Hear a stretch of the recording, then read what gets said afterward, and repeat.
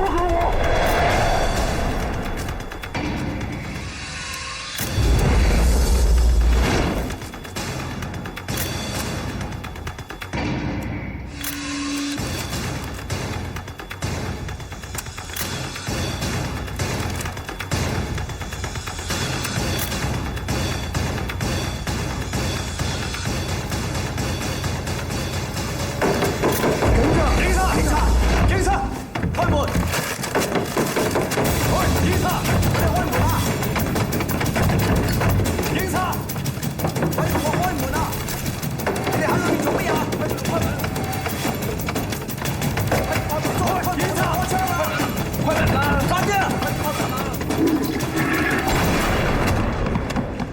李炳，安正耀，你们干嘛？我犯什么法了？走！我犯什么法了？你们凭什么抓我啊？你听着，反正我是已经臭到家了，也不想漂白。你是领导，最大，我说不过你，也不敢说你。我还死不过你吗？ 你想干什么？啊？我自杀行不行啊？这不违反条例吧？我告诉你，你不许冲动啊！马小五连点信儿都没有，你叫我怎么不冲动啊？马小五是我后半生的心血，他如果要出事儿，我还能活下去吗？老郑，你冷静冷静。这不是还有组织吗？可是小五没了，我从苏区出来那一天，直到现在，我隐姓埋名22年。人这一辈子，有多少个22年啊？22年里，我天天绷紧了神经过日子。战友，一个一个的牺牲，我能不痛彻心扉？好不容易盼了翻身解放，没料想，我还得挨着。 再次要挨的诈骨吸髓，人非木石，孰能无情？我不是铁，不是钢。如果再让我失去这个徒弟，我真的是不活了。但愿小五能可怜可怜他的师父。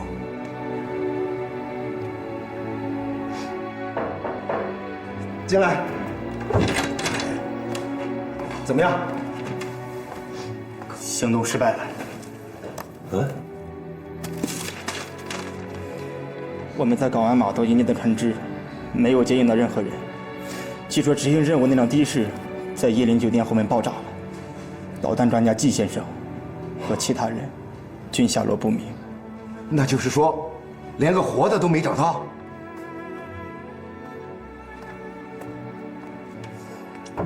还是你说的对，所谓道高一尺，魔高一丈。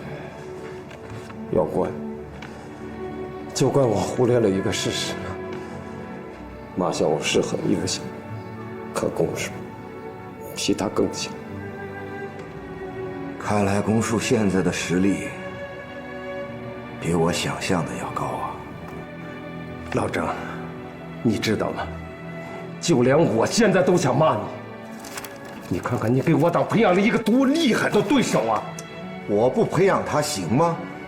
在军统如果没有得力的接班人，那死的就是我。那你不至于连一拳一脚都要交给他吧？当时毛人凤和中统的人都要杀我，不提拔公树，难道找个半瓶子醋来保护我？你还有脸？你行了，不吵了。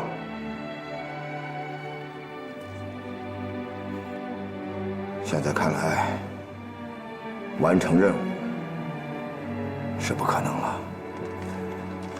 还是想想那些下落不明的人，是死是活吧。好，马上发报给台湾总部，目标已击毙，中共行动小组4名特工均已丧命，只有大陆来港1人，正遭警察追捕。4人。 那个司机眼镜阿成也被解决了，不解决还留待何用？我平生最恨叛徒，降将可拿，叛徒难容。古往今来，任何政治集团皆是如此。那个阿成好色，他的女人好吃懒做，他为了给他女人拿点钱用，竟然出卖自己的信仰。这种人，猪狗不如。此次行动主要还是归功于情报准确，内地潜伏在共党的暗线，事先报告给台湾关于马小伟的消息，所以他一入香港，马上就被我们盯上了。所以说，一个优秀的特工，他的作用远远高过一个野战师。我講嘢你聽唔聽得明啊？不懂。那好，咱们就别浪费时间了。就是，会说国语，你说什么鸟语啊？在黑皮包里的东西呢？什么东西啊？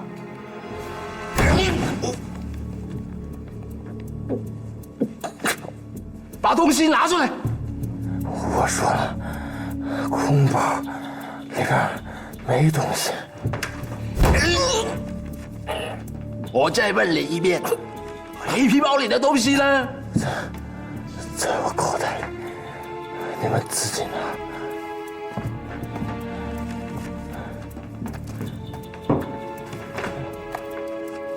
嗯？你敢耍我？这钱包里就这么点钱，你，打死我，你能得到什么好处？你就不怕引起外事纠纷？你敢要挟我？嗯？如果再不合作，你就祸死他乡，见阎王。好，我说，早这样合作，还何必遭这份罪啊？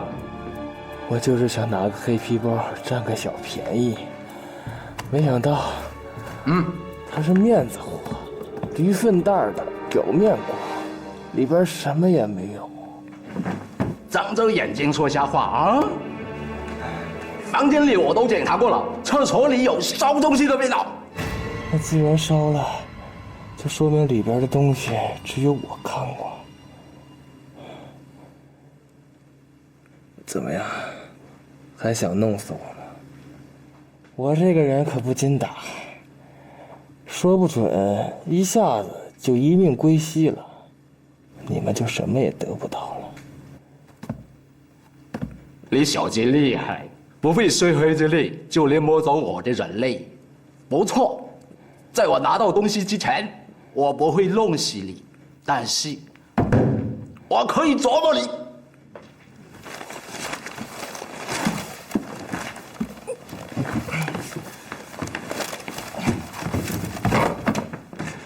可惜你太高看你自己了，你的分量太轻。单从这个东西的价值来说，除非是面对香港总督，否则我一个字儿也不会说。我怎么给忘了？你根本就不是香港政府的人，警察的身份不过是掩饰你真实面貌的第二职业。你叫你的上司来。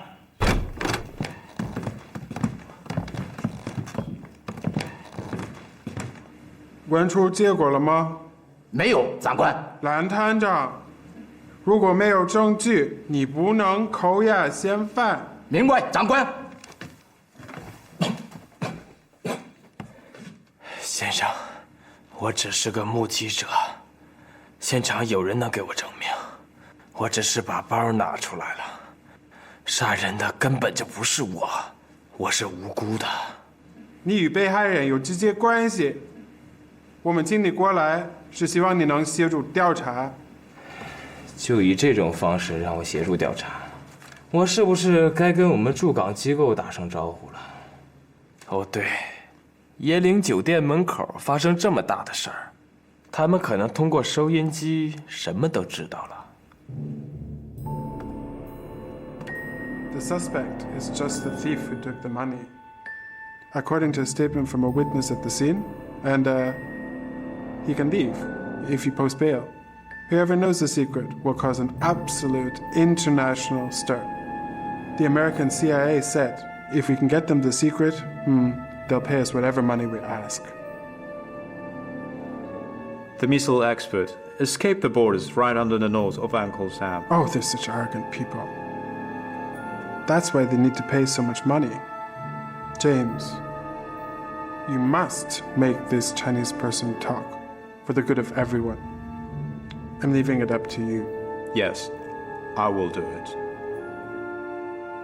探长先生，这件事你就不用插手了。这交给我的朋友詹姆斯吧。明白，长官。审个小偷还要叫来个洋人，欢迎你来香港。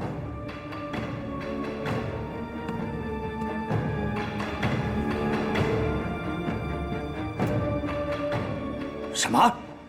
交了保释金就可以被释放？根据法医鉴定，那小子当时拿了黑皮包的时候，那个火箭专家已经身亡。由于没有被害人的指证，他的行为只能算是假一个一文不值的破皮包，根据香港法律是构不成犯罪的，所以无法向律政司提起诉讼。这小子很难对付啊！哼，这黑皮包里到底放有什么东西，只有他一个人知道。那你还有没有办法多留他24小时？除非给他栽赃，或是栽赃的机会都没有了。英国人已经插手了。是不是那个号称是亚洲问题专家詹姆斯？是的，不过从现在开始，詹姆斯只能留他8个小时。届时如果找不到他参与间谍活动的证据，那只能护送他离港了。好，有的玩了。台湾转来大陆密报，说是马小五要来香港，我还好失落了一阵子，完全打不起任何兴趣，因为他一直以来都是我的手下败将。这个马小五什么时候变得有趣起来了？你别说啊，这小子的路数还有点眼熟，但熟在哪儿，一时我还说不清楚。那接下来我们应该怎么办？什么怎么办？台湾让我们阻止那个火箭导弹专家投共，现在专家人都已经死了，任务完成了。那个烂仔手里的东西，我们还没拿到。那是英国人感兴趣的事情，跟我们没关系。我是怕台湾方面。我还就告诉你了，那东西现在就在马小五手上，你有什么办法把它弄到手吗？在他手里，那绝对不可能，因为我们在整处的时候详细搜查过，连肛门都看了。你这脑袋里啊，没长弦。长官，我问你，你进这个房门的时候，有没有闻到焚烧的味道？有。他把什么烧了？肯定是很重要的东西，不能落在旁人手里啊。他把这么重要的东西给烧了，那他回到大陆怎么向上峰交代？所以，就有以下2种可能。第一种，就是他已经把这个东西的内容记下来了，但这种可能性不大，仓促之间。我不信他一个陕北的农民有这么好的记性。第二，就是他用袖珍相机把这东西的内容给拍下来了，只是你们没有找到微型胶卷。和他的住宿我们只是搜过了，没有发现胶卷。说你蠢啊，我真是抬举你。他不会吞到肚子里吧？这要是我绝对这么做了。他吞到肚子里，不是什么都没了吗？要是把这个胶卷放在一个特制的密封的袋子里，再吞进肚子，胃液是不会侵蚀胶卷的。那我知道该怎么做了。那你说说，你打算怎么做？我要找几个弟兄把他干掉，然后开膛破肚，把东西夺过来。你这脑袋里呀，全他妈是屎！他现在是什么价值？英国人会让你随随便便接近他吗？新闻界都在关注椰林酒店的凶杀案，就算英国佬没有从他身上得到什么，可是，在舆论面前，又怎么会让他有半点的闪失？所以，他被重兵保护，李送出境已成定局了。你若非要暴露身份，硬往枪口上撞，引起了外事纠纷，就算我不惩罚你，恐怕台湾方面也绝不会饶过你。那这该如何是好啊？怎么跟台湾交代呀？还解释什么？我看英国佬已经怀疑马小五身上藏有胶卷了。那个詹姆斯可不是个白吃干饭的鬼佬。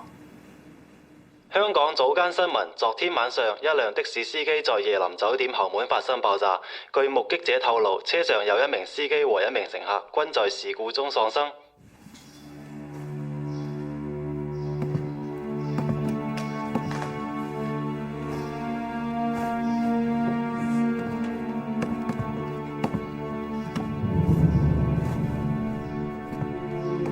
这3个人你认识吗？我从内地来香港出差，没什么熟人。看看吧，看看吧。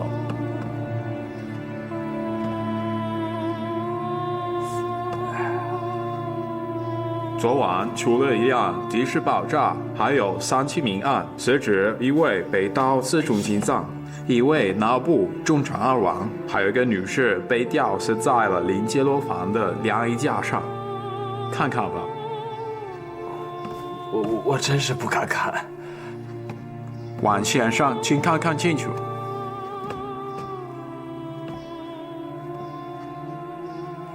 哎呀，吓死人了！这都谁呀？你当真没见过这3个人吗？不认识。从你眼神中没发现破绽，可昨天中午有人看到你们在皇后酒吧喝过酒。昨天中午，詹姆斯先生，昨天中午我也可以跟你在酒吧里喝酒啊。可能我们根本就不认识，甚至酒一醒，我们连长什么样都忘了。可我说的就是昨天中午的事。詹姆斯先生，您听过酒鬼的故事吗？告诉我。说有一个人跟朋友去吃北京烤鸭，他喝高了，他就伸出一只手，在上面刷上甜面酱，还放上葱和片好的鸭肉。你猜他要干嘛？干什么？他把自己的手卷，然后塞到嘴里，还咬了一口。这个故事好笑吗？你不觉得好笑吗？你想说明什么呢？一个酒鬼，他连自己的手都不认识了，他还能知道谁跟他一起喝酒吗？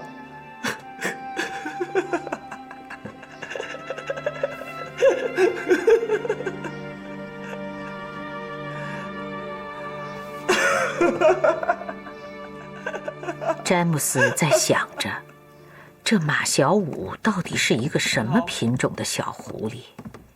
和他交手的感觉，就如同踢在了棉花上。但无论如何，他都不准备在未来的几个小时内轻易放过马小五。王先生，进来坐吧。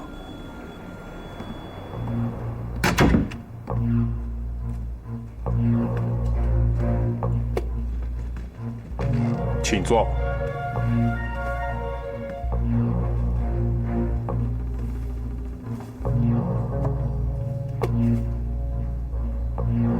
我这上下眼皮啊，直打架，一倒头就能睡着了。吃完早餐再睡吧。不用，我没有吃早饭的习惯。你知道吗？这个习惯可不好，不吃早餐容易的打那年。那我就入乡随俗，客随主便吧。王先生，还有4个小时，到中午12点你就可以走了。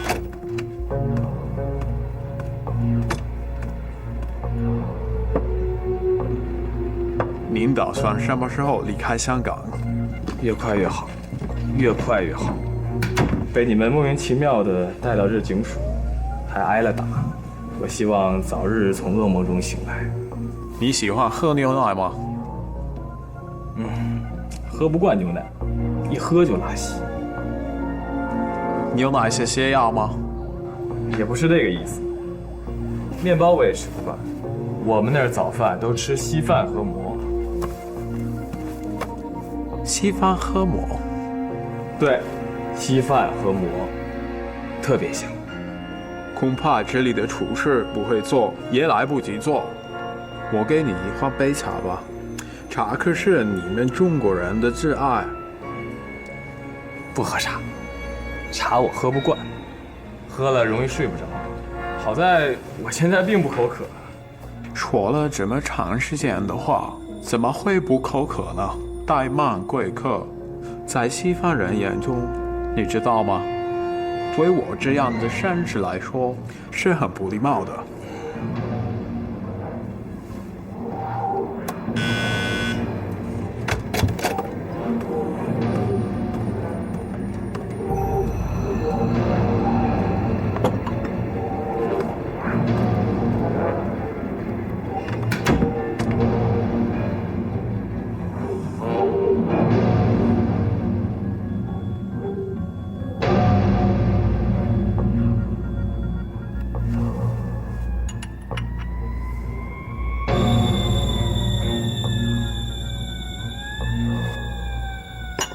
茶叶不合你的口味吗？热茶烫嘴，晾一晾。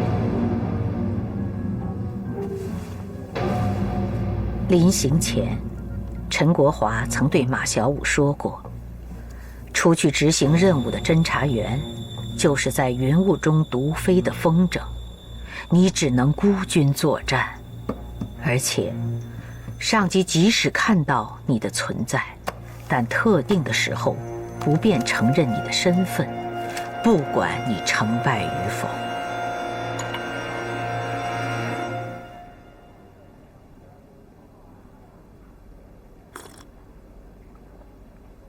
王先生，茶好喝吗？这什么茶？跟我在内地喝的不太一样，有股说不出来的怪味儿。你怀疑我给你下药了吗？你要不放心自己的胃，我可以带你去医院找个 X 光片。不用，照那东西干嘛？我在内地从来都不照。我妈说了，照那什么 X 光，能把人的精气都吸走，挺吓人的。剩下的时间是英国佬最后的机会，他们一定会给马小五下泻药，想尽一切办法折磨他。这英国人也太蠢了吧！直接把他拉到医院，用 X 光一照，不就什么秘密全发现了？但英国佬不也人财两空了？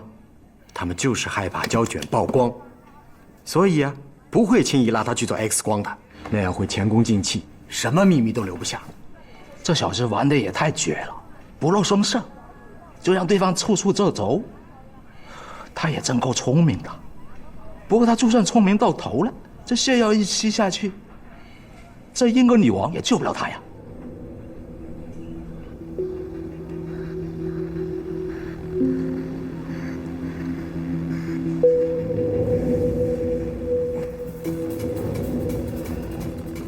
你怎么了？肚子有点疼。王先生想解锁吗？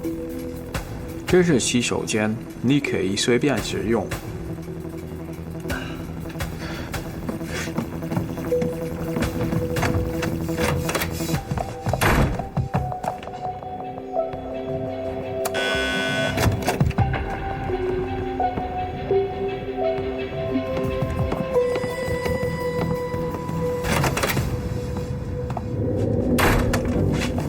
你怎么进来了？出去！你出去！哎，你们鬼佬是不是有病啊？男人拉屎你也看，变态呀你！滚！滚！你站那儿，我拉不出来，啊？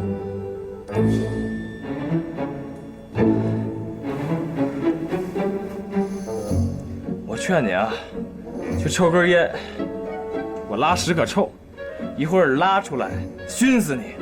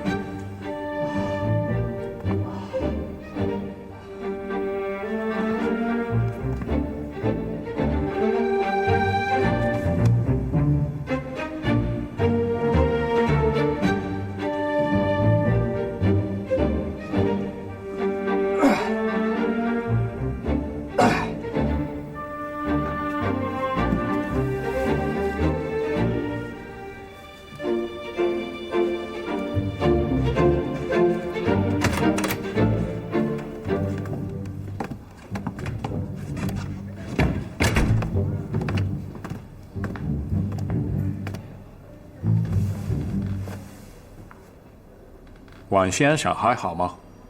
舒服多了。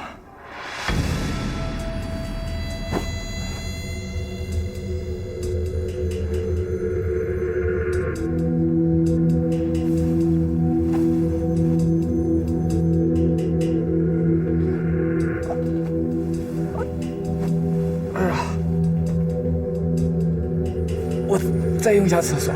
随便随便。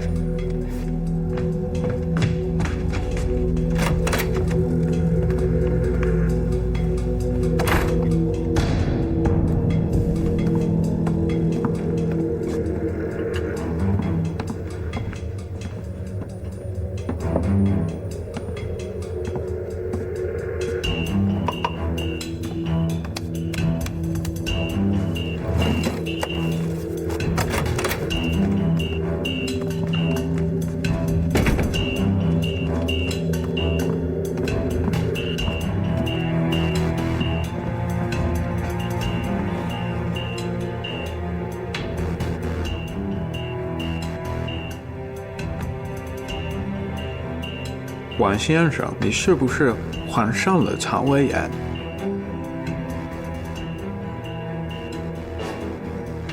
这个杯子能送给我做个纪念吗？没问题。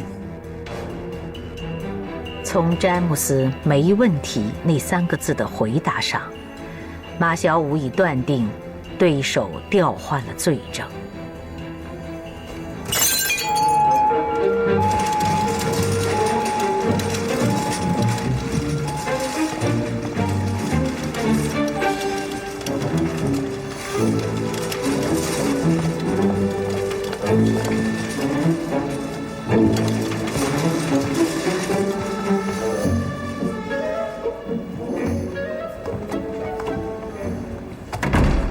Listen, James, I told you, X-ray is absolutely not suitable for gastroenteritis. I broke the rules and that puts the hospital in danger. We can compensate you for this. Did you check the X-ray carefully? Did you find anything suspicious in his mouth? I checked every teeth, every cavities. There's absolutely nothing you're looking for. This X-ray is critical. If we don't find something in his stomach or his esophagus, it's game over. James, you're tired. Just go home, relax, and we'll talk about it later, okay? 英国佬肯定会使出最后一招，一旦他们没有在马小五的大便里找到胶卷，那就会把他送进医院，用 X 光毁掉一切。这个没用建议，他们得不到的东西绝对不会让对手得到。洋人他们的逻辑一贯是这样。你别说啊，这小子的手段很像我六哥啊。对手明明知道他想干什么，却偏偏对他无可奈何。那他会不会也是你们的同门呢？绝对不会。我六哥亏欠共党的太多了，人家怎么会找他合作呢？哎，你要说我六哥能背叛党国，打死我都不信。那他的能耐是在哪学的呢？也许是在战争中学习战争吧。你别忘了，共党最擅长的就是学习对手的长处。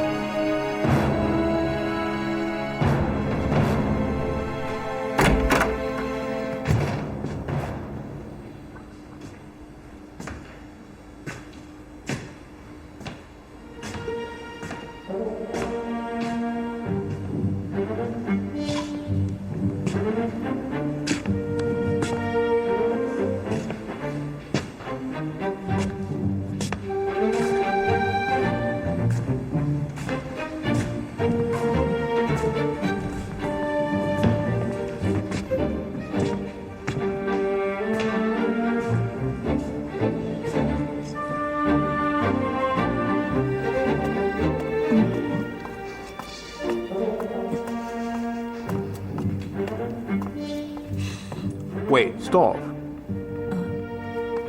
叫我？这是什么？这是那个肠胃患者吐的。他吐了？肠胃患者上吐下泻，这有什么好稀奇的？那没给他照射头部吗？肠胃患者照什么头 James, there is nothing on this X-ray. Yes, of course. Why? It spit it out and put it back inside. That's why I didn't want to talk. 拦住他，他不能走，不能让他走。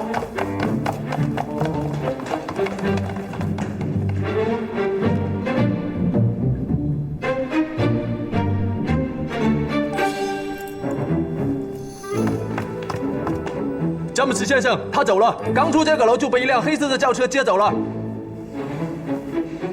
No. No. No. No. No. 哥哥，你走一口。小妹妹可是男朋友。提起哥哥，你走一口。小妹妹，那泪长流。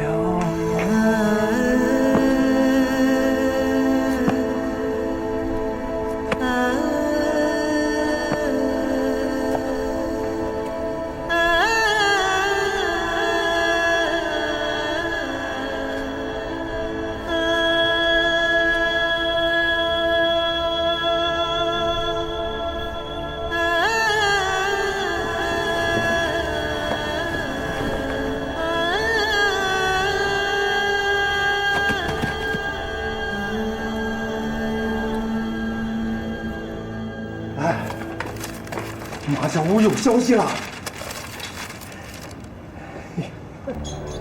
他还活着啊！5个人当中啊，只有他1个人活着。这小子命可真大，被港方识破了身份，居然还挺住一口气，死里逃生的跑了回来，过了罗湖桥了，是个可造之才。以后再有这种事儿啊，你趁早派你的手下去。你这是什么态度啊？你又想吵架？我说的都是大实话。你手底下放着这么多人不用，非用我这个半瓶子醋的徒弟。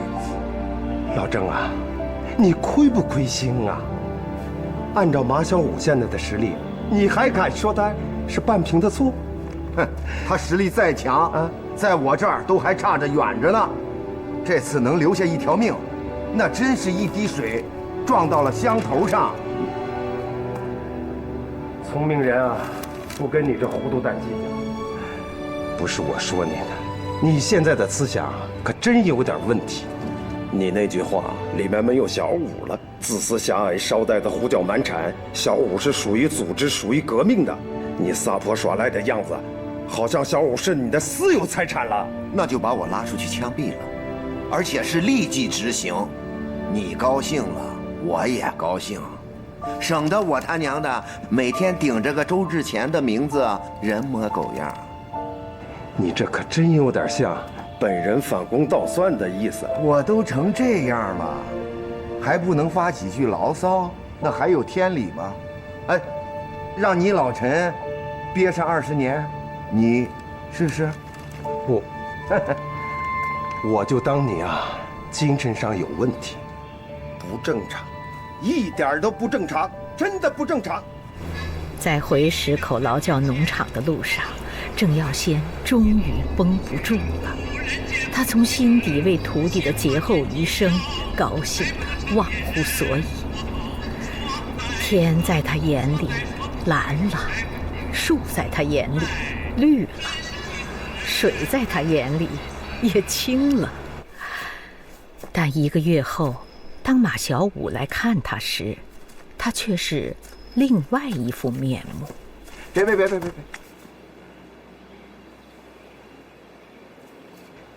火箭导弹专家被人家当场击毙，你这次的任务算失败。师傅，我很幸运，我拿回来的微型胶卷经过专家鉴定之后，上面就是我们最需要的火箭方程式。几乎就是专家的全部研究成果和心血。你是不是觉得自己立了大功了？啊，说你2句，这尾巴就翘上天了？如果不是你小子命大，如果不是专家提前有预见，把资料留了下来，你这次的行动，丢人丢到家了。周之前同志，您不表扬我，还劈头盖脸的数落我，怎么也要给我留点面子。再怎么说，我现在也是2等功臣。功臣个鬼！混账东西！让人家在自己的眼皮子底下把目标干掉。你以后出门啊，不要说是我的徒弟。本来我也不敢说是您的徒弟。嗯？说什么？我说错话了。你没说错。呵呵，在别人的面前，我也不敢公开的承认是你的师傅。那我还是说错话了。行了，不说这些了，说说你这次为什么行动这么不顺利吧。我也奇怪，这次行动是陈局长奉北京总部的指示单独下达给我的，我跟冷梅山都没告别。这山城公安局没有第2个人知道我去干什么。我先是坐火车到广州，在当地公安局拿到了入港的证件和手续，都是化名的。对方只知道我是王先生，至于到香港干什么，就什么也不知道了。可怪就怪在我一进香港，好像就被人盯上了，而且公署准确的知道是我马小五来了。对于跟我接头的4个人也了如指掌，所以才能把时间掐得那么准。我制定个狸猫换太子的计划，他也一清二楚。季先生一走出后门，就立刻动手，一点犹豫都没有。你怀疑你这次的香港之行，有人提前走漏了风声？对。那你为什么不怀疑那4个人当中有内鬼呢？行动之前，我跟他们只见过2面，他们的背景和身份都不太了解，所以也就无从怀疑。问题就出在这4个人身上了，其中有1个一定是内鬼。这么快就结论了？如果那4个人当中有1个是内鬼，那也就是公署的同伙。怎么公署连同伙都杀了？那恰恰说明，被杀的那个人不是他的同伙。以我对公署的了解，公署是不会对自己的兄弟下手的。这让我想起了在延安的时候，江心同志明明已经牺牲了，可公署还要冲上去补几枪。这说明公署对异己分子和叛徒是心狠手黑的。如果有一天公署要是知道我是军统内部最大的内鬼，其结果我连想都不敢想啊。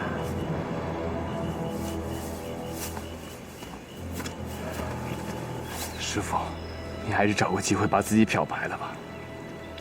再这样下去，您到死还背着个骂名。漂白？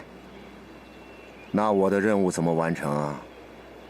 况且对外界，曾默仪、陈真儿、陆汉卿同志的死，政要县都难逃干系，为漂白我牵连组织犯难。呵呵，我能这么自私吗？我宁愿这辈子带着骂名进坟墓，也不能给组织添麻烦。周之前同志，我有预感，您一定会有拨云见日的那一天。那一天什么时候到了，我的任务就完成了。怎么样，胃是不是落下毛病了？伤恐了，等回去得让小冷好好给我做饭吃，伺候。以后啊，少吃辣的、凉的、硬的。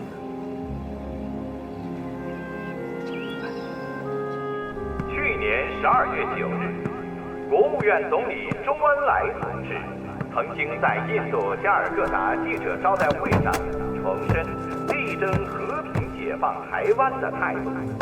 他说，如果台湾回归中国的话，那么蒋介石就有了贡献，而他就可以根据自己的愿望，留在他的祖国的任何一个地方。周恩来同志还说，曾经有一个记者问道，我们是否会给蒋介石一个部长的职位？我说，部长职位太低了。人过来。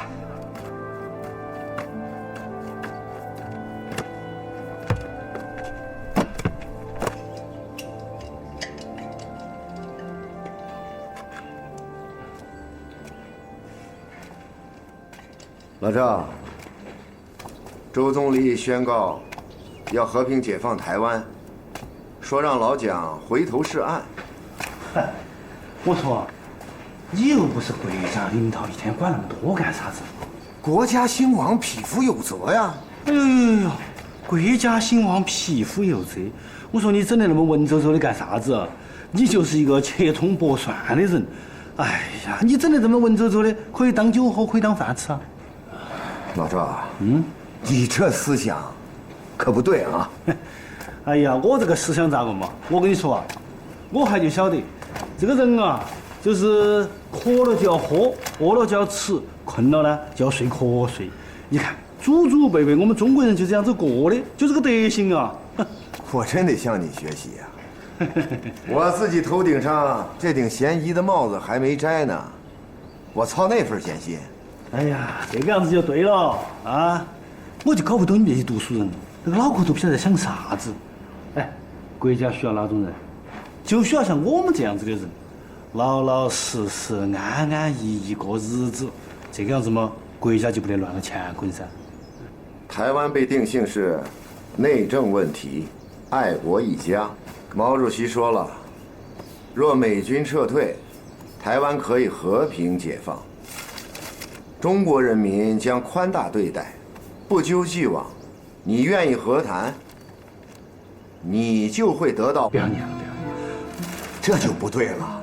来，啊，把你手伸出来，伸出来，伸得到好远嘛？你就撑多久，这个国家大事也轮不到你来管。哎，老赵，你说蒋介石会回来当部长吗？哦，你说的蒋光头啊？啊，那就要看他亮不亮喽。所谓1%、3%，是一种估计，有可能会多些，也有可能会少些，在各个单位内的情况又相互有区别，必须确有证据，实事求是，不可过分，过分就是犯错误。你咋瞌睡了？就算是两口子，也不能当面不给自己男人留面子。每天听他唠唠叨叨，烦了，快烦死了。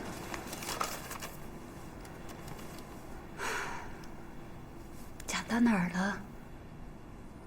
实事求是，要确有证据。我说，你可不能再睡了啊！这政委去北京学习，原副政委当家，你都不带好头，那谁能给他留面子啊？你不树立他在群众中的形象，也得树立在群众中的威信啊！安静了，上面开大会，下面开小会，什么风气？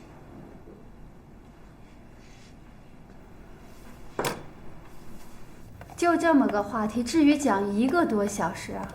有这个时间打打乒乓球，逛逛公园，去图书馆，不比什么都强，非得摆个领导的派头让别人讨厌。我看他呀，是离人民群众越来越远了。唉，怎么说你俩也是两口子，怎么没事竟互相拆台啊？不是我给你提意见啊，这样下去可不利于革命伴侣之间的安定团结。你少废话。我的韩科长，韩科长，我的家务事，你小子瞎操什么心呢？把你自己爱人哄好了，那叫有本事。别让他整天哭哭啼啼，总是跑到我这儿来闹腾。他又去找你了？哪天不来呀？我看这个小冷啊，是落下毛病了，快变成祥林嫂了。你得按月给我发工资啊！我就是你们家的妇女主任。我是真愁我们家那口子啊。冷梅山人不错，你呀粗心大意，不会沟通。干我们这行的，你让我怎么沟通？他现在说他是越来越琢磨不透我了。他什么时候琢磨透过你？这受过教育的人想得多，你要多担待一些。一个大男人别小肚鸡肠的。那是我小肚鸡肠啊！他说我用欺骗手段得到了他，还说我根本就背不全高尔基的海燕。你本来就背不全，人小冷同志没说错话。对对对，可就为这么一点小事，他整天跟我吵，每回一吵还从头说起。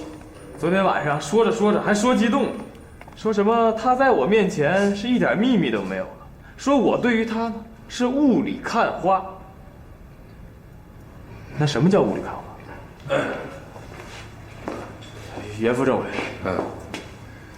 晚上我不回去了，别给我留门了啊！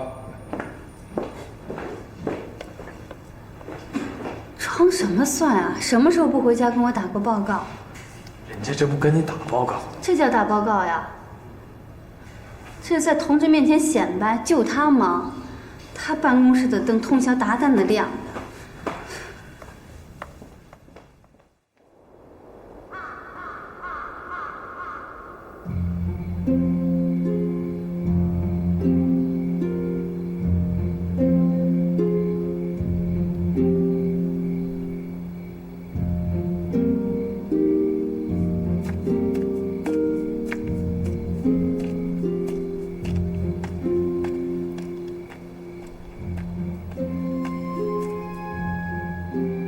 都把下山的路封死了，我们的粮食肯定不够吃。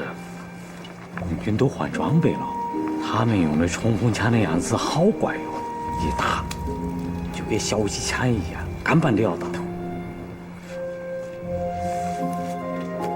我们现在缺衣少食，台湾如果再不运过来，兄弟们都快撑不下去了。台湾送得过来吗？空中、陆地，你还指着共产党能给国民党开绿灯、给路条？那我们的兄弟们就这个样子活活等死啊！像这个样子下去，共军还不把我们兄弟们一个一个的收拾得干干净净的？此一时，彼一时也。军统、中统的特工系统。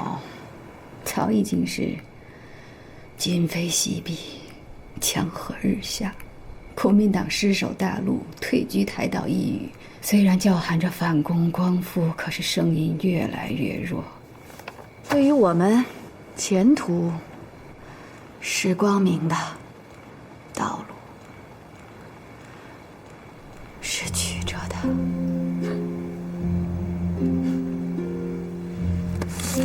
我今天写的，你看看。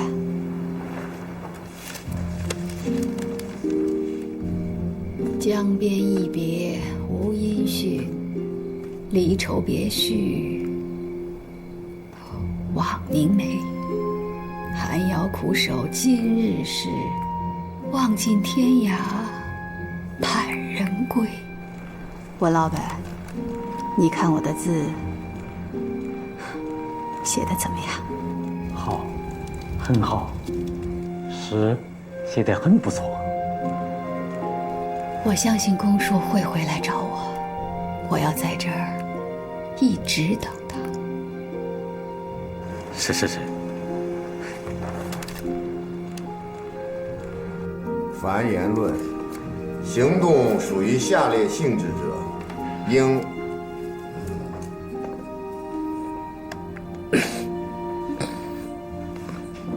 应化为。老赵，你什么学习态度啊？我听到了，你念嘛，我听到的。昨天晚上蒸包子整暗了，你不是不晓得？哎呀，你念嘛。第一，下台了，走了。同志们，新中国成立后，我们实行第一个5年经济建设计划，社会安定，民风良好。但退居在台海一隅的蒋介石，并不甘心自己的失败，在1950年至1954年间，台当局就致力于防卫台澎金马，巩固复兴基地，创造反攻形势。国民党政权寻找一切可乘之机，积极在台秣马厉兵，伺机反扑大陆，包括中心在内的各种作战计划纷纷出炉。潜伏在大陆的国民党特务也跃跃欲试。公安局是特殊部门，革命警惕性在任何时期都不能有丝毫的松懈。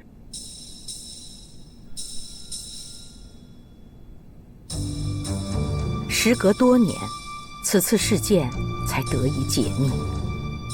原来，逃离大陆的国民党特务龚树，并没有忘记自己曾经的对手韩冰。他设下反间计，通过敌特电台以及其他情报渠道，有意散布韩冰当年在山城失守并被俘的所谓谜团。基于当时两岸的紧张局势，山城公安局内部不得不再一次对韩冰进行调查和甄别。喝点水。老陈啊，你说韩冰是不是摆起石头砸自己的脚啊？你是领导，旁观者清，这事儿啊，是没落到你头上。上级给了咱们这次事件的有关指示，但没有给出这韩冰问题的性质以及定论。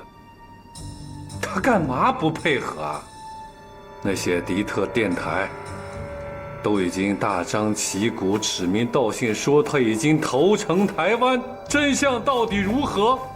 组织当然要调查。这韩冰还有抵触和消极情绪，愿组织不信任他啊？他的政治立场和思想觉悟都到哪儿去了？他是不是觉得自己老虎屁都摸不得？他真的是无法无天。还能说什么？他多年来做反特工作，特务对他恨之入骨。公叔不害他害谁啊？加上韩冰又失手于他，他不面对怎么办呀？老赵，找着了。快！说啊，我们学习报纸的时候，你在睡大觉。哎呀，你把我喊醒噻！我喊了你好几次，你醒吗？哎呀，对，不说了。哎，那个像不像啊？像不像？什么像不像？韩冰像不像噻？好，那你听着，我给你念啊！快念，跟我念。拿到了啊！第一，他不反对噻。好。第二，这个他也不反对噻。第三，这个他更不反对了。第四，没。第五，这个就更不是了。第六，没，这个说的是国民党的那个狗特务，对不对？哎，六条都没得了噻。念完了。这个韩冰就根本就不是，根本就不符合这个标准嘛。哎，你说这个韩冰在我们这个地方呢，那简直是好生的。哎，你说他一天跟我们两个那是同吃同住同学习同劳动，别个不了解他，我们了解他噻，对不对？哎，咋办嘛？老赵啊，我去写信。哎，要得。哎，好生写哦。太放肆了！这个周志前居然敢明目张胆地为被调查人员因冤报屈。袁副政委，周志前写给组织的这封信，可是替韩冰叫屈啊！自打出事之后，还没有几个人站出来替他说话。我袁农的老婆，他周志谦跟着瞎起什么祸？我看的是黄鼠狼给鸡拜年，他没安好心。袁副政委，关于韩冰的处理意见，上级还在等您回话。能怎么处理啊？是与不是都无证据，公职、党籍肯定是保不住了。就连将来能不能堂堂做人，都是两说了。那周志前怎么处置？周志前，你还真以为他是周志前啊？现实是残酷的，敌人是狡猾的。解放前，极有可能就是这个周志前假惺惺的给我送情报，让我离开山城。谁知道他憋的什么坏屁？弄不好，就是想假借送情报，试图骗取我的信任，进而混进我们革命正义之中。既然这个周志前自己主动跳出来了，那就别怪我不客气了。周志前不是替韩冰鸣冤抱屈吗？好，反正特务的名单里再加上他一个，一点都委屈不了他。你说是不是啊？逮捕反革命周志前，老首长，你看这可怎么办？远副政委已经下了命令，让我即刻去石口劳教农场抓人。这次的事跟周志前有什么关系？他戴着嫌疑的帽子，老早就被剥夺了乱说乱动的权利，按时向组织汇报一下思想就行了，为什么还要抓他？我师父给局里写了一封申诉信啊，公开为他鸣冤抱屈。好个周志前，真是石破天惊习惯了他。老首长，你可得想想办法救救我师父，他现在是2罪并罚，这连嫌疑都坐实了，能不能活得成都两说。他奶奶的，他这是要陪着韩冰一块儿死啊！2员大将，我们一下倒下2员大将。哎，马少武，你这是干什么？我求求您了，您就把师父那些罪给我扣上，我来替他顶罪。你混蛋！你跟着瞎扯什么话？滚起来！我从小父母双亡，2个亲哥也都为革命牺牲，我师父就是我的亲爹娘亲哥，我不能眼睁睁地看着他往火坑里跳啊！您把那顶帽子给我戴上，至少我替他戴上一顶，也许他还能有条活路。你让我想想，让我想想。事到如今，公开翻案恐怕不行，也不合适。我们唯一能做的，就是想办法，别让他上刑场。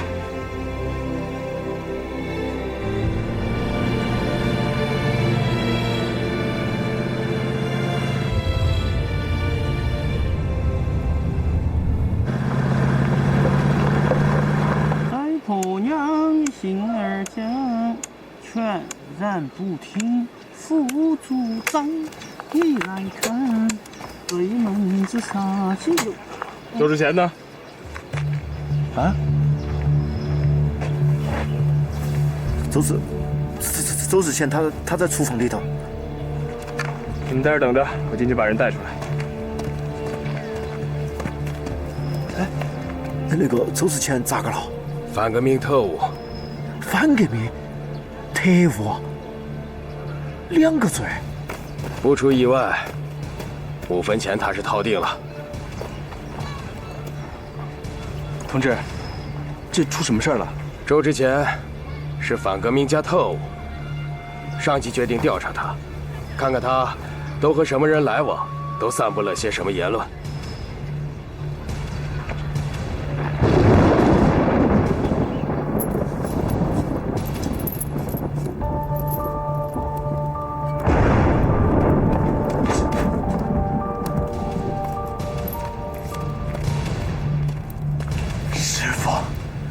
是不是吃饱了撑的？这现在都啥时候？别人堵还来不及，你还往枪口上撞。有烟吗？没有，有也不给你。哎，那小兔崽子，这么不厚道！好赖我是你的师傅啊，这我回头进去想抽颗烟，可就难了。你还知道自己会进去？你这是挖坑自个儿埋自个儿，这是往死里做呀！谁告诉你的？我会死啊？什么意思？就算是死了也无所谓。没听说过吗？干我们这一行的，活着，他如同死了；死了，就像活着。活着不属于自己，死了，才真正的属于自己了。师父。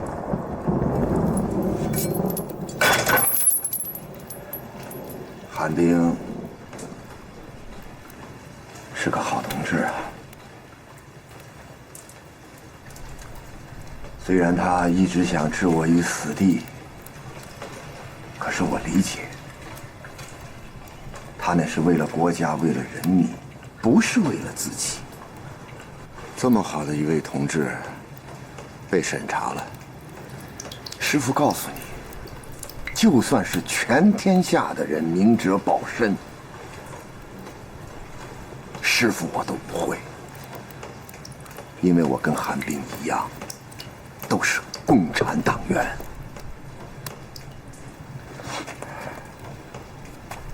另外，我也得给自己找个退路。这顶嫌疑犯的帽子扣在我头上，到死都摘不下来。小五啊，那种隐姓埋名的滋味，你没体会过。目前我的状态算什么呢？知道情况是有任务在身，不知道情况，那人家不把我真当周志前啊。国外的同行有个不成文的规矩，派出去的特工，不管你能不能回来，全当你死了。即便是命大侥幸的回来了，你也不会再得到完全的信任，直到死。那不是外国吗？可是上面要是再给你一个大的处分呢？那也无所谓。周志前的身份本来就是假的，再多处分也撑得住。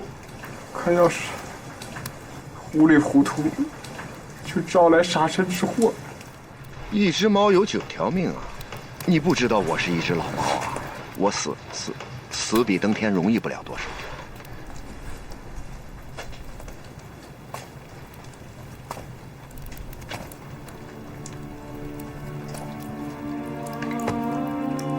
小五啊，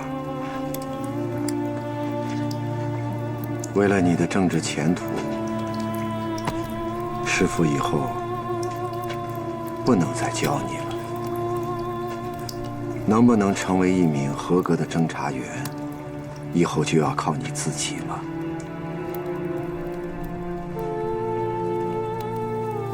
定期找借口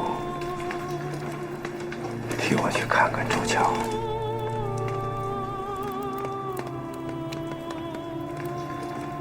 等他再长大一些，告诉他，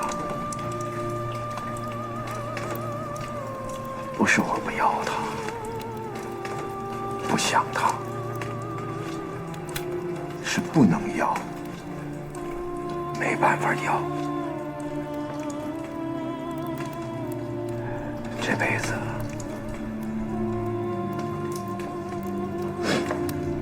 让他把秋荷当成亲妈吧。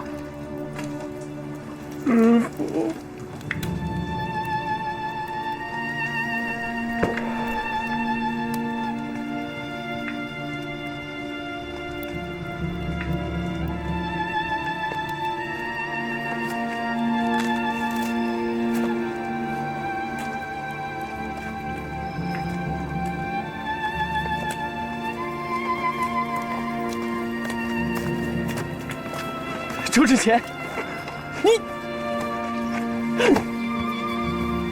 我真是瞎了眼，看错了你。你狐狸尾巴终于藏不住了，啊！周志前，你笑什么？你为什么笑？你凭什么对我笑？不许你笑！你听到了没有？你为什么不对我横眉冷对？我们是敌我矛盾，对不对？我们广大人民群众一定要给你划清界限，势不两立，老死不相往来。把他带走。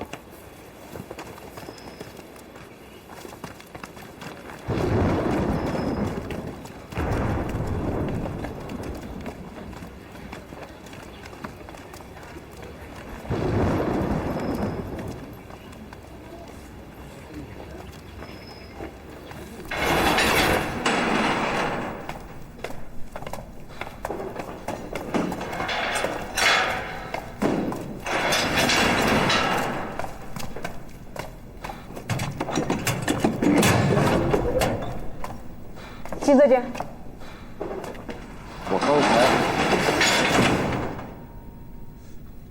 我刚才忘了问了，被审查的人不是不用蹲班房吗？由各单位自己监管就可以了。这怎么又给弄到看守所来了？我们隶属的单位就是公安局，被公安局监管，你们不进班房还能去哪？难不成局里还要专门划归一片办公用地？快进去吧，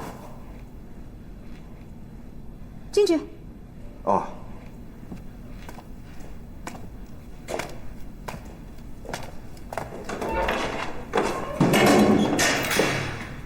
阿斌，跟我来。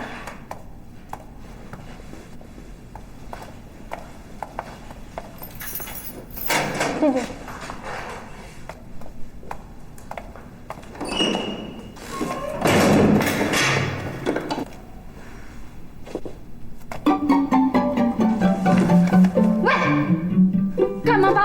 关在一起，这是临时班房，祖国的各条战线都在支援工业建设，警力不足，看管人员在编制上也进行了压缩，把你们2个特务关在一起好监督。负责你们的只有我一个人，所以男监女监只能混编了，没几天的事儿。等处理意见一下来，就马上放你们走，凑合一下吧，啊？这是能凑合的事吗？上面领导有言在先，说是把你们2个人关在一起，不光不会出事儿，而且还能互相的监督，那是绝对的安全。我呢也可以省心了。看来还是领导同志站得高，看得远，你就安心的在里面吧。喂！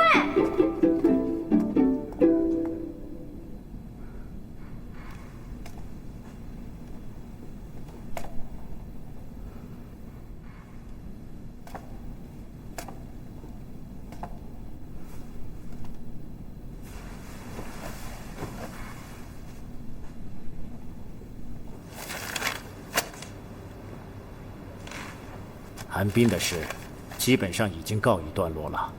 根据他1952年背负的经历，组织上认为不能再继续在公安工作。现在的关键，没有证据证明他变节，或者是没有变节，是敌特分子玩反间计，还是确有其事？袁龙同志啊，你是一位久经考验的老同志，又身处领导岗位，公安局副政委。是政工干部，负责广大干部群众的政治思想工作。因为此事，政委也要提前结束在北京的学习任务，马上就要回山城了。你这个坏东西，市面上日常用品不够用，一大批囤积在家里。只管你发财费自己，政府的法律全都是假的。你这个坏东西，坏东西，囤积稀缺，抬高物价，扰乱金融，破坏抗战。你嚎什么呢？烦死人了！你听革命歌曲也烦，你这立场有问题啊！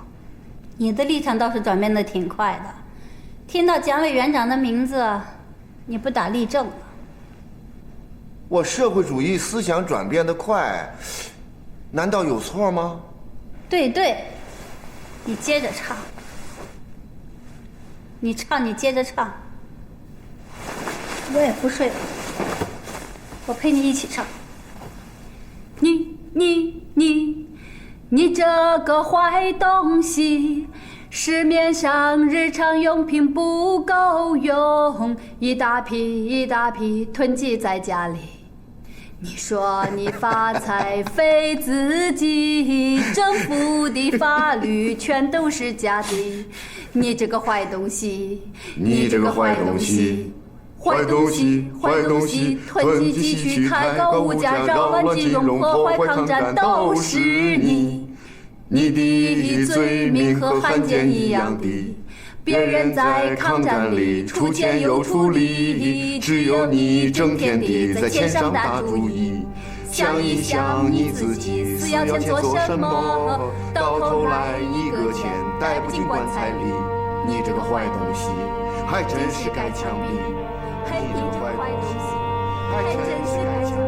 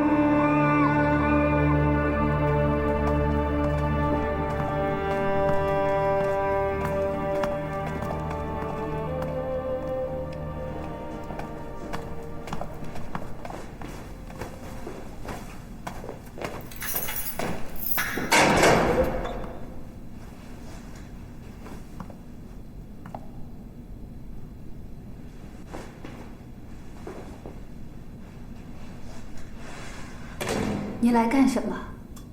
这不符合看守所的规定。你是个领导干部，要以身作则，带个好头，不能搞特权。在群众面前你要树立。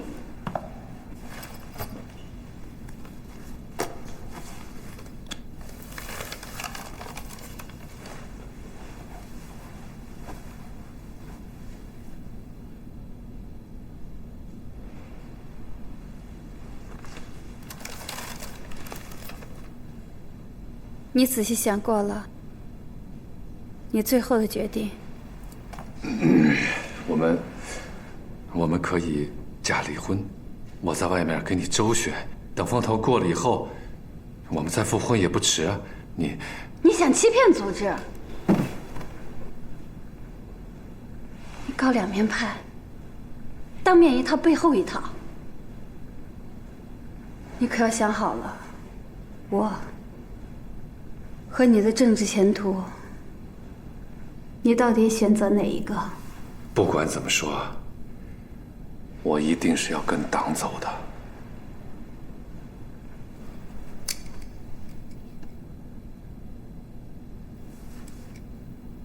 签个字吧，例行一下手续。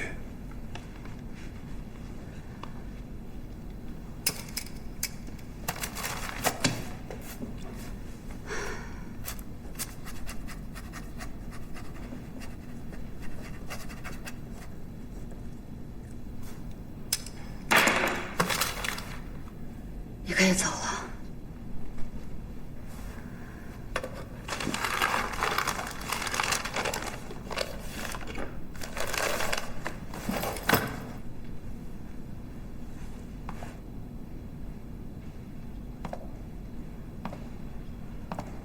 等一下，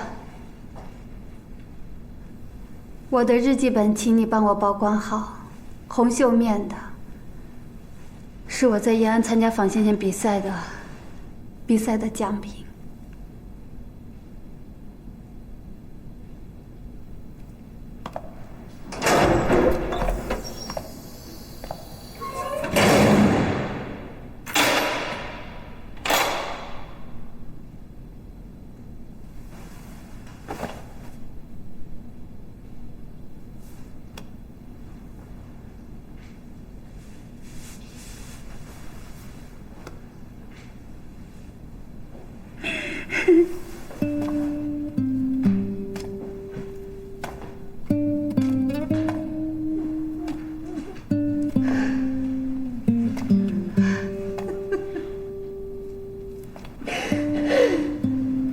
哎，这你们俩都过了这么多年了，不能说离就离啊！你这人怎么这样，偷听偷看？我不是故意的，我不想偷听偷看，可是这不都是环境给逼的吗？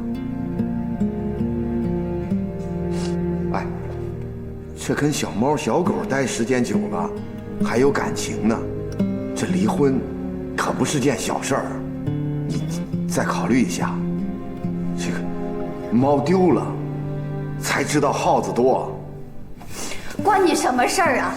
猫八富，狗首贫，人各有志，轮到你来替我操心？啊，好，我错了，我错了。我是猫不在，耗子跳了梁。记着，在我面前以后没事儿少放屁。这要是有屁呢？那就夹着。那不憋出毛病来了？活该。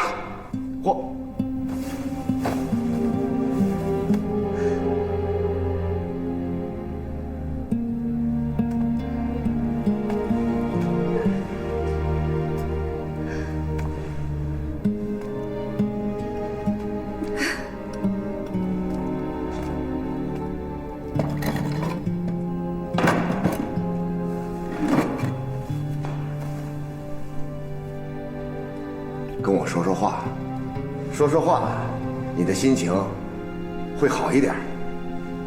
我一直纳闷儿，你怎么也进来了？你不说话，别人会割了你的舌头吗？哎，这要说我进来，那是顺应历史潮流，是罪有应得。可是你不至于啊，为党工作多年，他们应该考虑考虑啊。啊，说你犯错误，你就真的犯错误了？这指鹿为马，那不能就是马了。宁拆一座庙，不拆一队人。人家原副政委提出假离婚，那是一种迂回战术，不失为是一种办法。